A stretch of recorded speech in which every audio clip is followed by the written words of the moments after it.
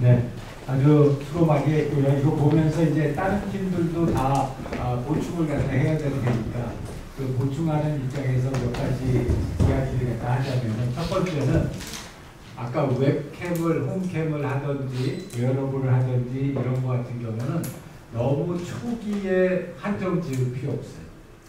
네, 그거는 우리가 분석 과정 이제 다음 주에 맥락 분석을 하고 그 다음에 이제 중간 발표를 하고 그 다음에 이제 우리가 이 컨셉 모델을 만들고 비즈니스 모델을 만드는 그 시점까지는 다양한 가능성을 살펴보는 게 굉장히 중요해요.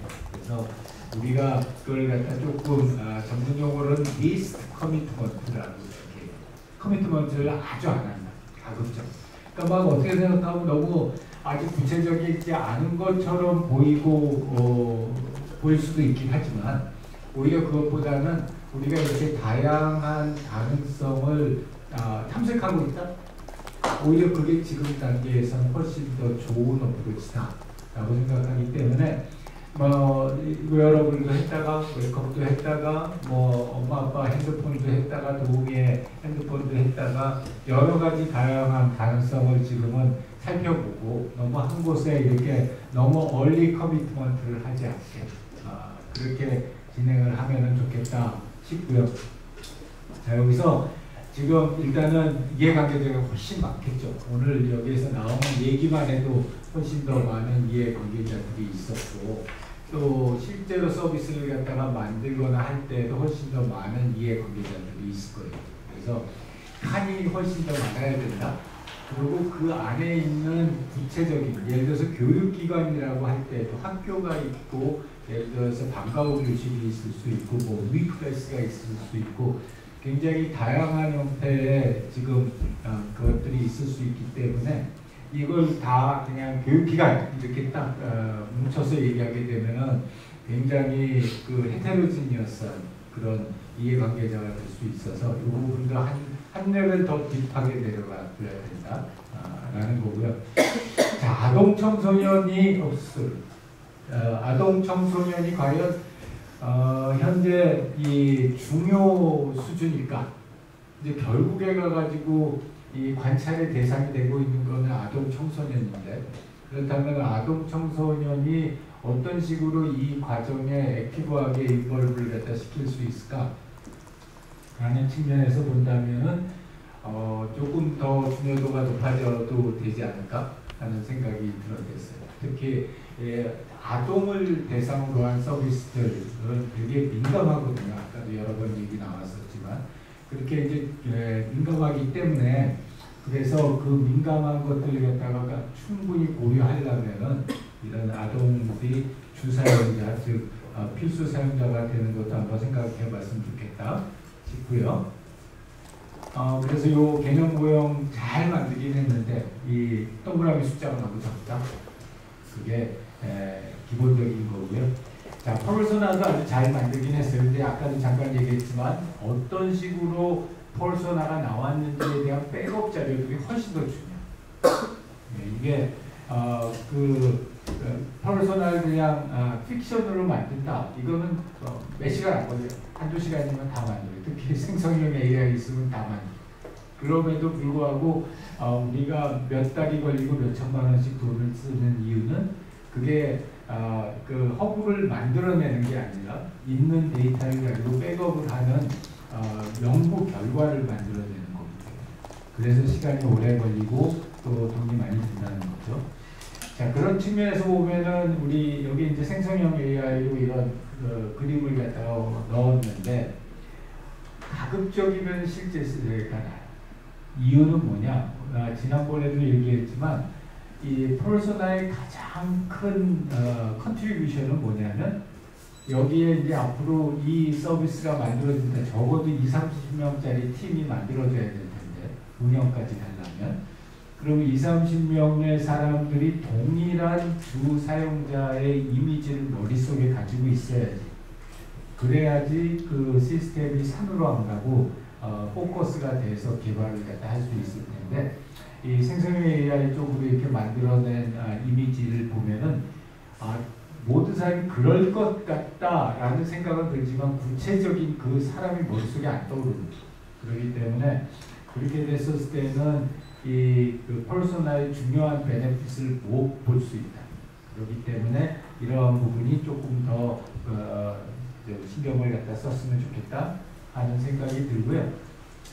그 다음에 이 현실적인 상황하고 목표나 니즈 쪽 이런 부분들은 굉장히 잘 이야기를 갖다 해줬어요. 굉장히 잘 이야기를 해줬는데 왠지 모르게 조금 너무 덜 구체적이다. 아까 우리 주연님이 얘기했던 것처럼 이 후기나 이런 맘카페나 이런 데 올라가게 되면은 정말 구구절절한 막 가슴 끊어지는 이런 스토리들이 있는데 그거에 비해서 지금 여기에 있는 현실적인 상황과 고민은 언저리를 갖다가 다루긴 했지만 그 절실함 같은 게 비어있잖아요. 그 이유는 뭐냐? 아무래도 원 데이터에 대한 지금 액세스가 좀 작다든지 아니면은 실제 그런 해당되는 사람들을 만날 기회가 아직 없었다든지 그런 점들이 조금 이유가 아닐까 하는 생각이 들고요. 여기도 역시 마찬가지로 아동이 퍼소나가 있어야 되지 않을까. 그래서 그 질환의 특성에 대해서 조금 더 구체적인 그 이해가 필요하지 않을까 하는 생각이 들었습니다. 자, 여기까지가 우리 코멘트였는데요. 자, 이해관계자 분석과 관련돼서 혹시 추가적으로 질문이나 코멘트 있으세요? 네, 유광님. 방금 그 페르소나 작성할 때 그 실제 사례를 더 많이 참조하는 게 중요하다고 하셨는데 제가 좀 어려운 점이 저번 수업 시간에 들었을 때 실제 사례여서 특정 인물이어서도 안 되고 또 너무 가상 인물이어도 안 된다라는 점인데 그럼 이 중간 지점을 어떻게 판단해서 맞춰야 하는지 어렵습니다. 너무 좋은 질문. 그게 제일 어려운 점. 퍼소나 만들 때 그게 제일 어려운 점인데, 그러니까 어타이피컬한 가상의 인물. 어타이피컬하다는 건 뭐냐? 무지무지하게 전형적. 무지무지하게 전형적인데 그런데 실제 인물이 아니라 가상 인물. 그럼 그게 이유가 뭐냐? 그러면은 지난 시간에도 잠깐 얘기했지만 이게 실제 인물이기 때문에 그 실제 인물에 대한 특수성이 시나리오에 반영이 돼요. 그렇게 되면은 딱 그 사람 한 사람만을 위한 퍼소나가 만들어지게 되는 거고. 그렇기 때문에 원래 주변 사람, 그러니까 실제 사람을 많이 만나서 원 데이터를 수집하는 거는 머스트로 해야 되는데 그거를 그대로 한 사람을 갖다가 옮겨와 가지고 여기다가 디스크라이브 하는 건 안 된다. 여러 사람을 만나서 여러 사람에 대한 관찰과 인터뷰 데이터를 바탕으로 가장 전형적일 거라고 생각되는 가상의 인물을 만납니다. 그 점이 가장 큰 그 어려운 점이죠. 왜냐하면 자, 실제로 실제 인물을 안 만났다. 그러면 그 절절함이라든지 그 구체적인 니즈나 필요성이 안 나오는 거예요. 그런데 그렇다고 해서 한 명 만나고 나서 그 사람을 대상으로 해서 그대로 옮겨 붙여가지고 그 사람에 대한 디스크립션을 가지고 퍼소나를 만든다? 그러면 전 세계에서 이거 쓸 사람은 딱 그 사람 한 사람뿐이에요. 그래서 여러 사람을 만나서 그들 사이에 있는 공통점 그리고 그들 사이에 있는 차이점 분석을 통해서 가장 전형적인 것이라고 생각하는 지구상에 존재하지 않는 가상의 인물을 한다. 굉장히 중요한 질문인데 굉장히 좋은 질문을 해주셨어요. 고마워요. 혹시 또 다른 질문? 네, 유미님? 네, 저 사실 저희 조에서도 페르소나를 만들 때 정말 많은 고민이 있었는데요.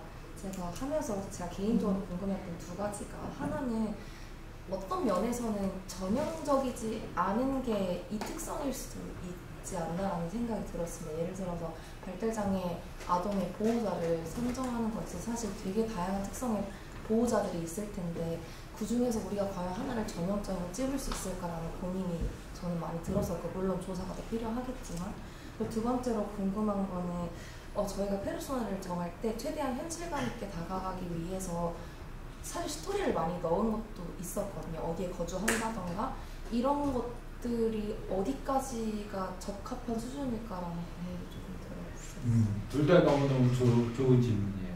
첫 번째 것부터 답을 하자면, 자 이제 우리가 예를 들어서 이거는 발달장애를 아동을 가지고 3, 4세 발달장애 아동을 가지고 있는 부모라고 했었을 때 실제로 들어가서 보면 굉장히 다른 사람들이잖아요. 굉장히 다른 사람들이기 때문에 그 사람들 사이에서 공통적인 특성들을 끄집어내서 그걸 구체적으로 기술할 필요가 있다라는 거고요. 그런데 해봤더니 이건 그냥 가상이에요. 가상으로 발달장애 중에서 ADHD 아동 부모하고 그 다음에 뭐 할까요? 뭐 할까요? 지적장애? 지적장애. 예. 경계선장애. 경계선장애 있는 부모하고 너무 다르더라. 아무래도 공통사항이 별로 없더라. 그러면 둘 중에 하나를 선택해야 돼. 우리는 발달장애처럼 큰 카테고리를 안 하고 그 중에서 ADHD 아동을 위한 걸로 들어갑니다. 왜냐하면 그렇지 않으면은 이 퍼소나나 시스템 개발에 있어서 굉장히 헤테로지니어스한 집단을 가지고 가게 되죠. 그리고 또는 ADHD나 예를 들어서 경계선 장애 있는 친구들이 굉장히 비슷한 그 행동과 특성을 보인다. 그렇게 되면 그 둘을 합쳐서 발달장애로 갈 수도 있어요. 그렇기 때문에 그거는 이제 더 스타디를 해보면서 우리가 생각하는 이런 딱 잘 디파인 될 수 있는 그룹이 어느 수준에 있느냐 하는 건 의사결정을 갖다 해야 된다. 라는 게 이 퍼소나 만들 때 되게 어려운 점 중에 하나예요. 그런 부분. 네, 두 번째 질문 까먹었어요. 그 스토리를 저는 현실감 있게 다루면서 만든 그거 역시 마찬가지인데요. 어떤 조사를 통해서 픽션으로 들어가도 괜찮아요. 그러니까 예를 들자면은 아까 포항거주라고 했단 말이에요. 그럼 포항거주라고 하는 픽션을 갖다가 넣었던 이유가 뭔가? 예를 들어서 포항에 있는 우리 소아정신과 의사의 숫자가 몇 명인데 전국 대비했었을 때 그쪽에 퍼센티지가 굉장히 많다. 그래서 우리에게 대해서 원격 진료를 갖다 하게 된다면은 포항에 있는 소아정신과 의사들이 여기에 참여할 수 있는 확률이 제일 높을 것 같다. 그런 근거를 통해서 그러면은 포항에 있는 소아정신과 의사를 갖다가 이 퍼소나 속에다 집어넣는 거 괜찮아. 근데 그런 걸 갖다 했었을 때는 아까도 얘기했지만 배경이 되는, 백업이 되는 에비던스들이 있어야 돼요.